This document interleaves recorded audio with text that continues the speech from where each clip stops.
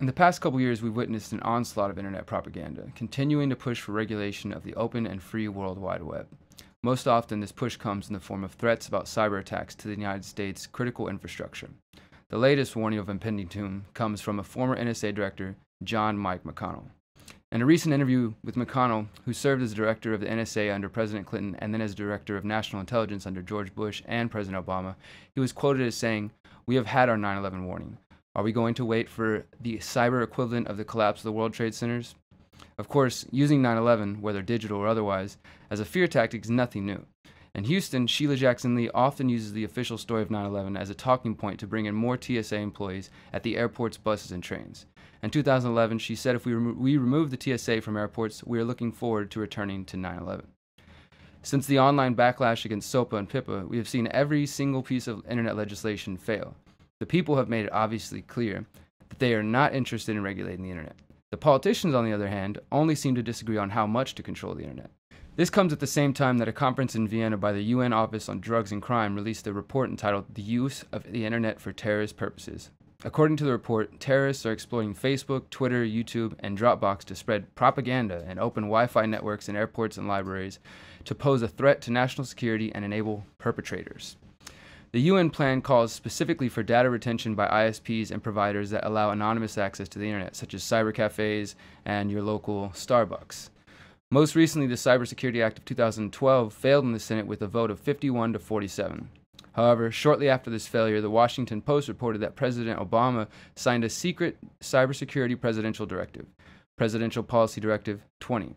Although this was apparently signed in October, the public is now just finding out about the secret directive. According to the Post, PPD 20 establishes a broad and strict set of standards to guide the operations of federal agencies in confronting threats in cyberspace, according to several U.S. officials who have seen the classified document and are not authorized to speak on the record. The president signed it in mid-October. The new directive is the most extensive White House effort to date to wrestle with what constitute an offensive and a defensive action in the rapidly evolving world of cyber war and terrorism, where an attack can be launched in milliseconds by unknown assailants utilizing a circuitous route. For the first time, the directive explicitly makes a distinction between network defense and cyber operations to guide officials charged with making often rapid decisions when confronted with threats. Lawyers with EPIC, the Electronic Privacy Information Center, filed a FOIA request demanding that the Obama administration reveal the exact language of the directive. The NSA responded to the FOIA request this week with a statement arguing that it does not have to release the document because it is a confidential presidential communication. Again, they're ignoring the people's pleas for information on the policies they use to spy on us. So while the government refuses to cooperate with its own policies of transparency, there are other pressing issues in this continuing cyber battle. This policy directive is different from the presidential executive order.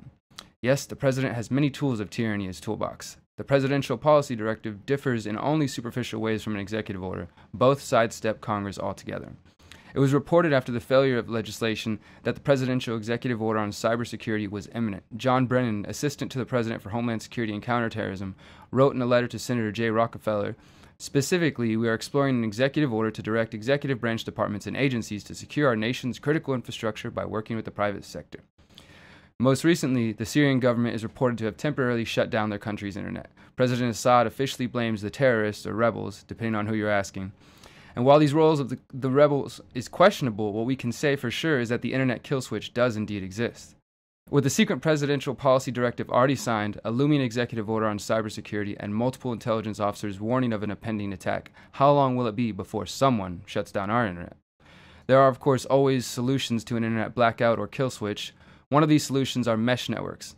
I'll be talking more about this Sunday on the Conscious Resistance on Orion Talk Radio, so be sure to tune in that and hear those solutions. And if you don't get a chance, I'll upload a follow-up video where we focus on those solutions next week.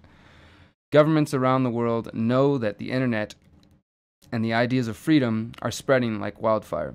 The only viable action in their eyes, shut it down. We can't let this happen. Stay vigilant and keep fighting for the free flow of information. Continue pursuing free, unfiltered methods of communication. Do not let it become the internet of the state. In the school of corrections, now I'm teaching the class and it's you I'm testing. The mood I'm left in when authoring change is one of love, cause I see the world is lost in pain. And I can't watch as it's engulfed in flames, because I know the names that we ought to blame.